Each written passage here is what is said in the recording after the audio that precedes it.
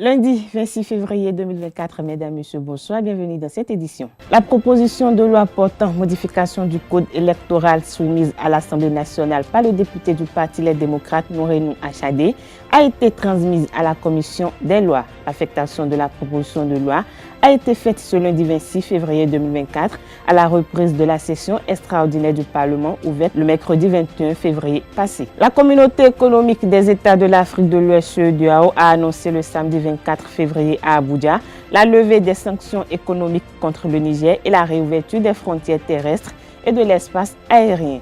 Vous suivrez dans cette édition l'avis de quelques citoyens béninois suite à cette décision. La Cour de répression des infractions économiques et du terrorisme CRIET a pris la décision de délocaliser ses audiences à Cotonou afin de faciliter l'accès à la justice pour les justiciables démunis ou résidant à une grande distance du siège de la CRIET à Porte-Novo. On en parle dans ce 19h. L'École supérieure d'administration, d'économie, de journalisme et des métiers de l'audiovisuel ESAE offre de nouveaux challenges pour l'année universitaire 2023-2024. Étudiantes et étudiants, parents d'élèves nouveaux bacheliers, ESAE, c'est la garantie d'une formation de qualité à des conditions très avantageuses. À Gbedjromede, à Papa, à Boumekalavier, Parakou, inscrivez-vous en administration générale, administration du travail et de la sécurité sociale, trésor et finances publiques, impôts, diplomatie et relations internationales, journalisme et métiers de l'audiovisuel, gestion des marchés publics, planification et développement local, sciences économiques, sciences juridiques et toutes les filières des sciences de gestion. ESAE vous offre des bourses, demi-bourses et de réductions pour les premières inscriptions dans toutes ces filières. Waouh! En licence 1, 2 et 3 et en master, bénéficiez jusqu'à 50% de réduction sur tous nos sites. N'est-ce pas génial? Infoline. ESAE Gbedjromede, 3e rue à droite en quittant le carrefour Le Jador pour la BIBE Jéricho ou au plus 229 90 93 65 21 98 98 14 00 à Kpakpa au plus 229 52 88 33 33 à Boumekalavi au plus 229 52 88 44 44 Parakou au plus 229 52 46 12 12. ESAE, l'excellence à un nom.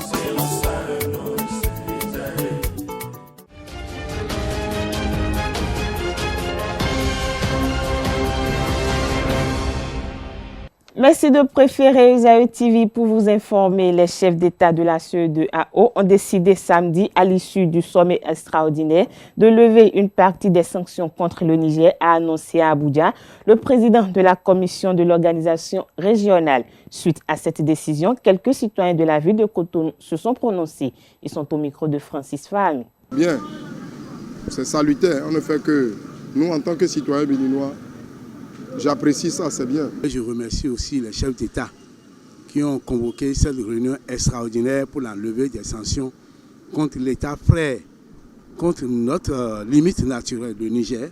Je les remercie beaucoup, très beaucoup et très infiniment. C'est une bonne chose puisque c'est le général Gowon qui est intervenu puisque c'est lui le créateur, c'est lui qui a créé la CEDEAO. Il dit mais si vous laissez ces trois-là s'en aller, c'est que l'organisation commune là, ça n'aurait plus sa sens quoi. Moi, je ne vois que mon pays, le Bénin, la souffrance de mon pays. Je ne vois que ça. La souffrance de la population frontalière.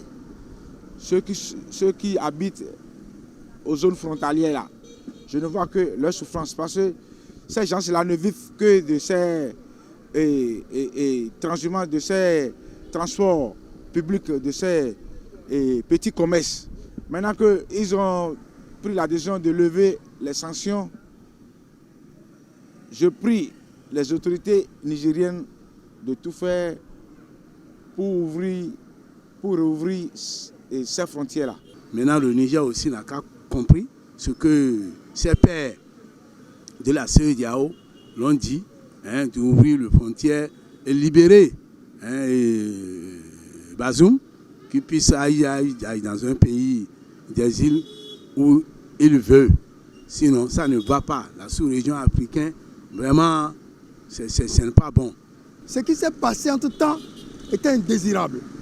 Aujourd'hui, nous saluons cette CEDEAO des peuples qui n'a pas voulu que le peuple nigérien souffre davantage. C'est une bonne action. On va appeler le Niger parce que c'est nous les peuples qui en souffrent. On va appeler les décideurs du Niger maintenant de revenir au pas, de mettre un peu de l'eau dans leur vin pour que la diplomatie entre le Bénin et le Niger, la diplomatie entre le Niger et l'Afrique et les gens, le reste de la CEDEAO puisse se consolider, pour que nous ayons la cohabitation qu'on avait entre-temps entre les pays amis, là, les pays frères, là, pour que cette cohabitation puisse encore exister réellement. Suivons à présent le consultant politique Agapit Napoléon Maforican qui salue cette décision de la CEDEAO et invite les États à trouver la bonne formule pour une nouvelle cohésion au sein des pays membres. Il s'exprime au micro de Kanté Amoussou. Le Niger retrouvera la normalité, c'est-à-dire que la preuve, dès que la décision a été prise, le Bénin a ouvert sa frontière côté nigérien, a enlevé les barricades, les barrières et autres. Bon, le Niger n'a pas encore réagi, donc de manière officielle, jusqu'à ce 26 février à 14h, le Niger n'a pas encore réagi. À notre entendement, à notre connaissance, sans doute, il réagirait. Mais n'oubliez pas qu'entre le 26 juillet, date de coup d'État, et le 26 février, il a coulé, comme on le dit, sous le pont beaucoup d'eau. Et on peut alors se demander légitimement, finalement, est-ce que la CEDEAO avait raison? Au moment où elle prenait la décision, c'était une évidence. On estimait que la CEDEAO devrait taper du poing sur la table parce qu'il fallait en finir avec le coup d'État. Mais on se rend compte que pour les populations pour lesquelles la CEDEAO semble se battre ne se plaignent pas des coups d'État. Parce qu'au Niger, les populations ont marché, ont tapé, ont injurié la CEDEAO, les États voisins, tout ça là. Donc ça suppose que, et en dehors du Niger, il y a une coalition contre la CEDEAO. Quand la CEDEAO, on va réagir, vous avez vu le Mali, le Burkina et ces sont venus à la rescousse du Niger. Les populations n'ont pas bougé. Et l'élite de ces pays, aucun n'a réagi. Donc on ne peut pas nous dire que c'est la terreur de puissance qui est là qui a conduit à ça. Ça veut dire simplement quoi que, est-ce que la CEDEAO n'est pas... un peu comme les gouvernants, est-ce qu'ils ne se font pas plus royalistes que le roi? Est-ce qu'ils ne décident pas à la place des populations, étant entendu que les aspirations profondes devraient provenir des populations, des peuples de ces États-là? Voilà la question qu'on est en droit de se poser quelques jours après cette décision-là, qui est salutaire, qui est attendue, le président Talon l'a dit, qui plaiderait d'ailleurs pour la levée des sanctions. On peut dire on peut lui donner acte, comme on le dit. Mais après, il faut donc, c'est une décision, mais des questions. Oui, le Bénin a ouvert, mais le Niger n'a pas ouvert. Et le seul État nigérien ne manque d'occasion de lancer des diatribes contre notre président. Ce qui est un manquement à notre souveraineté. Attends, c'est pas à notre souveraineté, mais ce qui ça fouette, ça dérange ma fierté de Béninois, parce que j'estime qu'il nous doit du respect. Il doit du respect à notre président. Je l'annonçais à l'entame de cette édition, 2 propositions de loi portant modification du code électoral sur la table des députés de la 9e législature. Après la proposition introduite par le député Akhenatonde du parti Union progressiste Le Renouveau, celle du député du parti Les démocrates Nourenou Attiadé, introduite mercredi dernier, a été transmise à la commission des lois.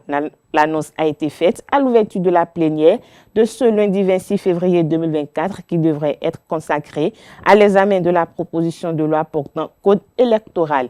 Une question s'est posée à l'ouverture de la plénière. Il s'agit de savoir si l'on doit prendre en compte la proposition du député Attiadé, étant donné que la commission des lois et les autres commissions permanentes sont déjà saisies pour avis au sujet de la proposition de loi soumise par le député Akhenatonde. Parlons justice à présent. La Cour de répression des infractions économiques et du terrorisme CRIET s'installe à Cotonou dès le 1er mars prochain.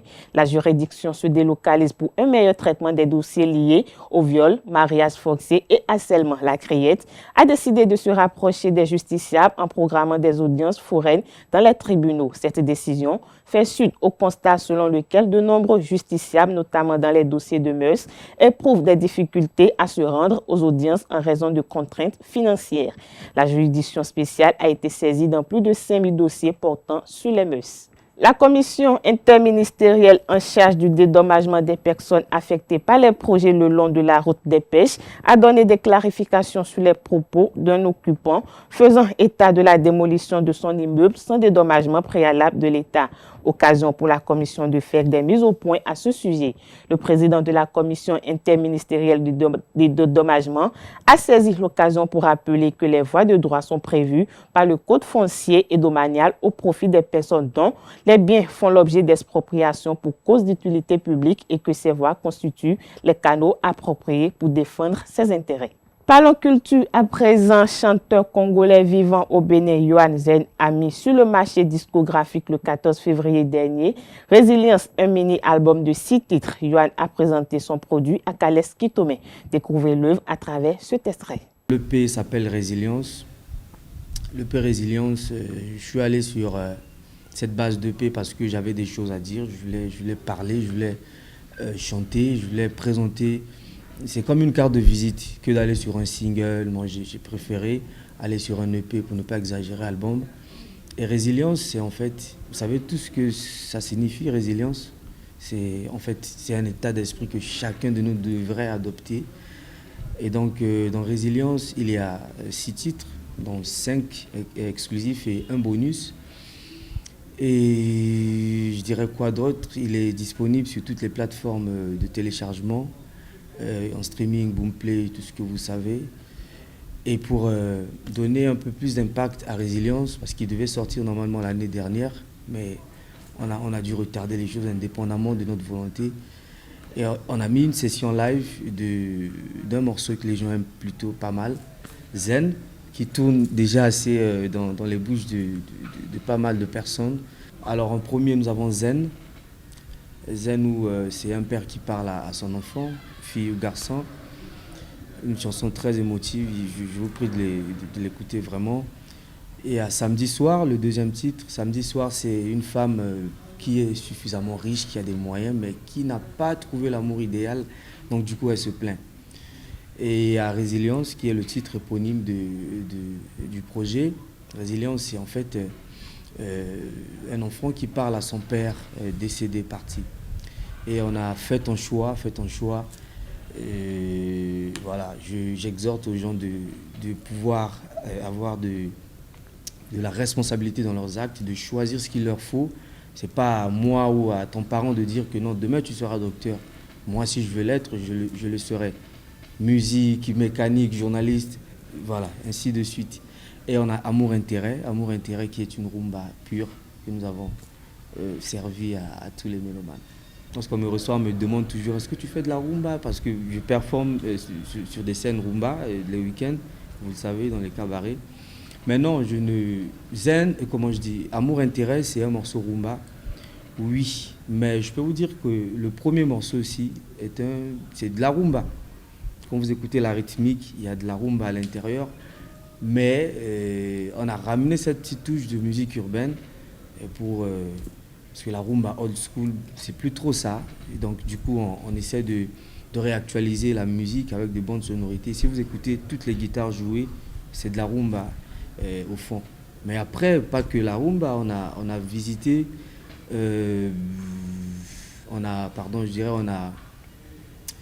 honoré le Bénin parce que lorsque vous écoutez Faites ton choix et Résilience, il y a de la percussion béninoise. Là, on est allé sur du folklore, mais urbanisé. Il y a de la percussion béninoise, jouée par un Béninois, un très talentueux musicien. Et on a également du jazz, du blues. En tout cas, écoutez, c'est une musique de recherche. C'est un travail de longue haleine et qu'on a voulu vous servir avec les normes sur toutes les plateformes. Vous l'aurez sur iTunes Music, Boomplay, Apple Music, Deezer, Spotify, partout, en streaming et sur YouTube également. YouTube Music et YouTube Vidéo. L'album Résilience, il est là. Cette édition se poursuit hors de nos frontières au Burkina Faso. Le week-end du 24-25 février 2024 a donné lieu à une série d'attaques terroristes avec plusieurs dizaines de victimes. Des attaques pendant des offices religieux, aussi bien chrétiens que musulmans.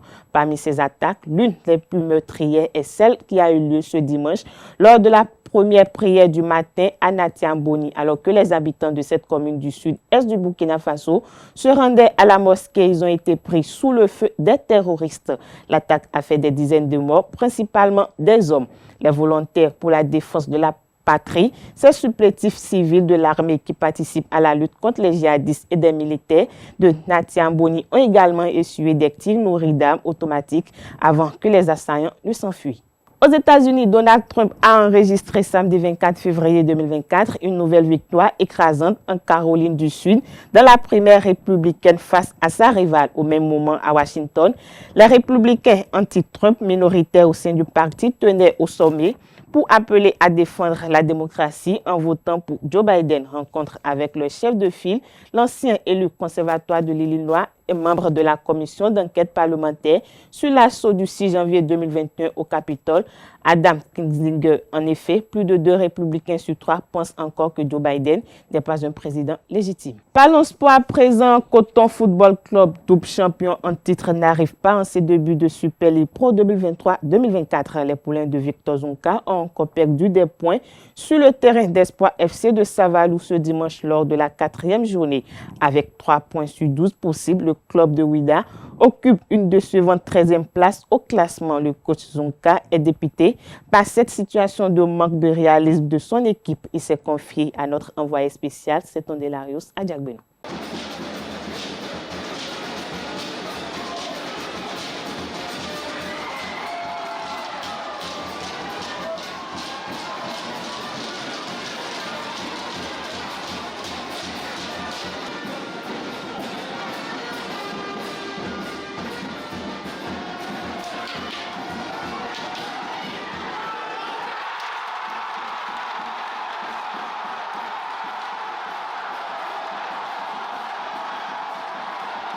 Je pense qu'on vient de faire 4 matchs.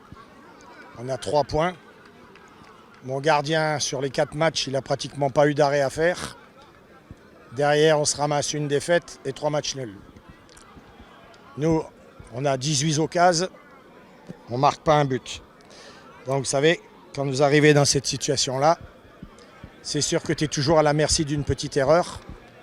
Et je pense qu'aujourd'hui, encore une fois, on leur a filé le but, comme dans les autres matchs. Comme le pénalty où on perd 1-0 contre les Dragons, comme la semaine dernière, le but qu'on prend. Vous savez, je pense qu'à un moment donné, on tape, c'est vrai, souvent sous nos attaquants parce qu'ils marquent pas beaucoup de buts. Mais au niveau défensif aussi, des fois, on fait des grosses erreurs qui derrière, nous pénalisent. Le contenu, je m'en fous parce qu'en fin de compte, tu ne gagnes pas. Donc à l'extrême, je préférerais qu'on joue comme des ânes, qu'on soit mauvais et puis qu'on gagne les matchs. Parce que bon, c'est sûr que quand tu arrives à la fin, tu es frustré parce que tu as eu la possession, tu as eu des occasions, tu as tout eu. Puis tu repars avec un point. Donc bon, tu te dis, il y a quelque chose qui ne va pas. Donc on a toujours le même problème. Ce n'est pas que de cette année, ça fait maintenant 3 ans que je suis ici. On avait un Razak qui était capable de nous mettre entre 5 et 8 buts à des matchs importants et nous faisait gagner. On avait Romaric qui faisait la même chose et qui nous marquait des buts dans des moments importants. Et ça nous permettait de gagner des matchs. Là, cette année, il n'y a personne pour nous les mettre au fond. Et en plus, on a des occasions, je dirais presque encore plus nettes que les autres années. Mais bon, on n'a pas des tueurs devant les 18 mètres. Donc, on est obligé de se contenter d'un match nul. Le coach Zonka et son équipe abordent la seconde phase du championnat sans leur mettre à jouer Romaric Amoussou. Le jeune promoteur milieu offensif est en partance pour Ismaili Sporting Club après 3 saisons au club, laissant un vide au sein de l'effectif. Suivant la réaction de Victor Zonka sur le départ de son atout offensif majeur.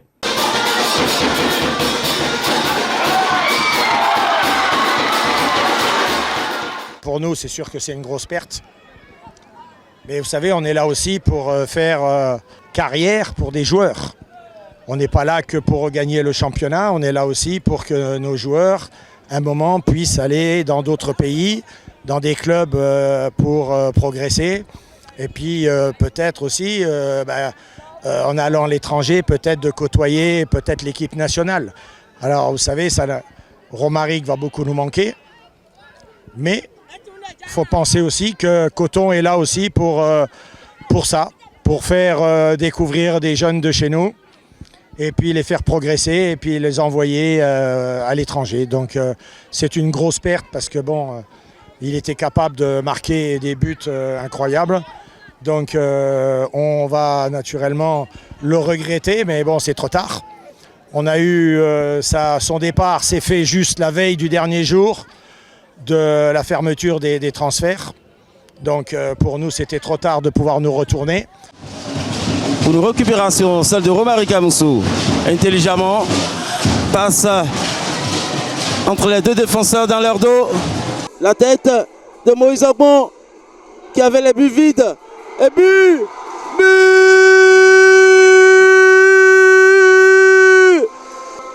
Ouverture du score de Romaric Amoussou qui célèbre avec ses coéquipiers. Déjà, qu'il faut qu'il soit encore plus régulier. Même s'il a été régulier chez nous, il a marqué quand même pas mal de buts. Il y a la blessure, sa fracture qui l'a un peu freiné. Avec beaucoup d'efforts, il est revenu et là, dans la partie du mois de novembre, il a commencé à sortir la tête de l'eau. J'avais aussi choisi de le positionner aussi à une autre place.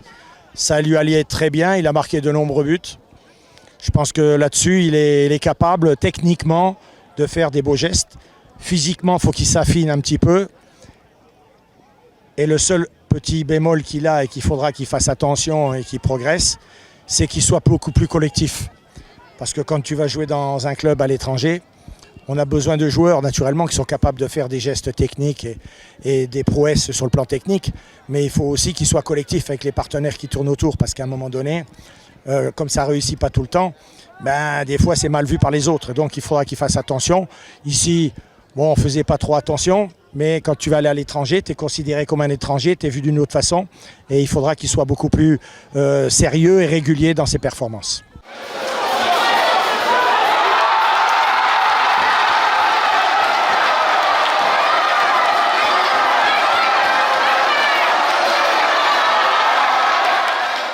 Toujours dans le même registre, les portuaires de l'ASPAC ont été tenus en échec par Dynamo d'Abomey, 0 but partout, hier dimanche 25 février au stade Omnisport de Tofo dans le cadre de la 4e journée de la Super League Pro.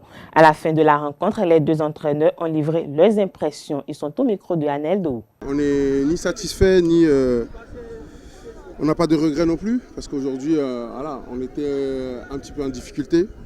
Voilà, on a un peu changé les choses. Voilà, les garçons, ils n'ont pas su maîtriser les termes. Après les changements, on a réussi à mettre en place notre système qu'on a l'habitude d'utiliser. On s'est retrouvés, on a pu se procurer plusieurs occasions. Maintenant, voilà, le championnat, il est encore très long. On arrive à avoir un point ici aujourd'hui, Dieu merci. Mais on est venu pour gagner. On peut avoir du regret, mais voilà, on va continuer à gagner des points, c'est le plus important. Le championnat, comme j'ai dit, il est long. On va continuer à gagner des points et surtout gagner des matchs, c'est très important. Comme j'ai dit, on a joué avec deux attaquants au début. On n'a pas l'habitude de jouer comme ça. On n'a pas eu vraiment le temps de travailler ce système-là. Voilà, on a beaucoup de blessés actuellement. On a des joueurs qui sont en sélection, ce qui nous amène à modifier un petit peu la compo. Mais quand on est revenu sur les trois attaquants, on a eu plus de stabilité offensive qui nous a permis de procurer certaines occasions. Pour le moment, ce n'est que le début. C'est vrai qu'on a fait 4 matchs nuls, mais il y a eu quand même du jeu. Il y a eu quand même de la manière, mais c'est le ballon au fond de filet qui manque. Ça, nous allons continuer à travailler. C'est vrai, on a 24 matchs. Nous allons continuer à travailler et s'il plaît à Dieu, le but va venir. Par rapport aux attaquants, vous savez, lorsqu'ils ont fait 2-3 matchs, le but n'est pas venu. Ils n'ont plus le réflexe de la patience, de prendre des décisions. Ils veulent se libérer dans la précipitation. Vous savez, dans la précipitation, rien ne marche. C'est ça qui a fait que Dacosta il a raté 2-3 matchs. Il s'est dit qu'il a été meilleur buteur, il faudrait qu'il marque. Donc lui, pour qu'il joue bien dans son match, il faut qu'il marque. Donc il ne sait pas que ce n'est pas à tout moment qu'on va marquer, on peut faire marquer aussi. Donc il voulait prendre sur les décisions dans la précipitation, ça n'a pas marché. Mais c'est pourquoi nous sommes là, nous allons lui parler, on va leur parler. Que le temps de but va arriver, il faut jouer. Et j'espère que lorsqu'on aura le chemin, on va retrouver le chemin de but. Aspac va aller loin parce que pour le moment, on n'encaisse pas aussi.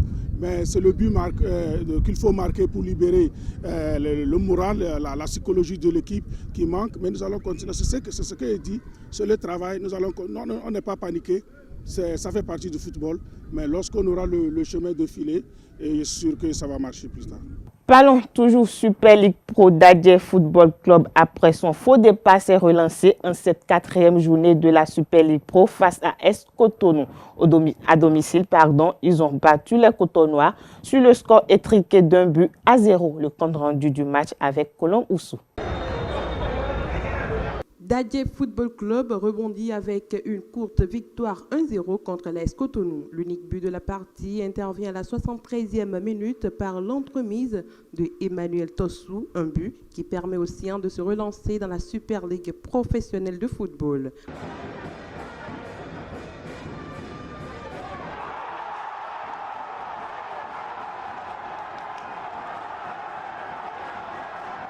Les Jaunes Noirs de Cotonou sont stoppés après avoir enchaîné 2 victoires de rang.